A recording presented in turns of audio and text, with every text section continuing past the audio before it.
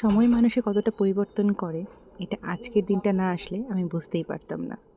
হ্যাঁ, ঠিকই বলেছে।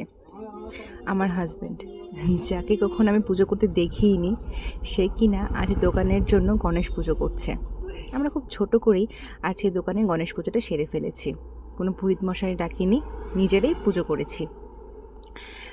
তো সকাল সকাল ঘুম থেকে উঠেই সবার আগে ও স্নান করে নিয়েছে, কারণ আজকে আমি পুজো করতে পারবো না। তো সেই জন্য ওকে বললাম যে তুমি তাহলে পুজোটা সেরে ফেলো।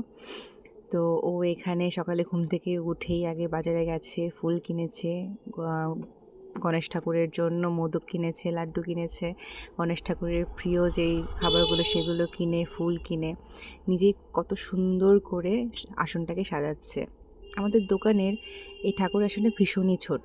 আবার ও এখানে একটা বৈষ্ণোদেবীর ছবিও এনে রেখে দিয়েছে, কারণ ও বৈষ্ণোদেবীকে ভীষণ মানে। আমরা যখন কাশ্মীরে গিয়েছিলাম বৈষ্ণোদেবীর দর্শন করতে, যখন আমরা কাটরায় গিয়েছিলাম, তখন সেই ব্যাপারটা একটা ম্যাজিকের মতন ছিল যে আমরা বৈষ্ণোদেবীর দেখা পাবো কি না, দর্শন করতে পারবো কি না, একটা আনসার্টেন ছিল। কিন্তু মায়ের আশীর্বাদে আমরা মায়ের দর্শন পাই। তো তারপর থেকেই ওর মায়ের প্রতি অগাধ বিশ্বাস। তাই দোকানে একটা মা বৈষ্ণোদেবীরও ছবি এনে রেখে দিয়েছে আসনে। আর এই যে নিষ্ঠার সহকারে, ভক্তির সহকারে কি সুন্দর পুজো করছে। আমি শুধু ওকে বলে বলে দিচ্ছিলাম যে এটা এইভাবে করো, এরপর এটা করতে হয়।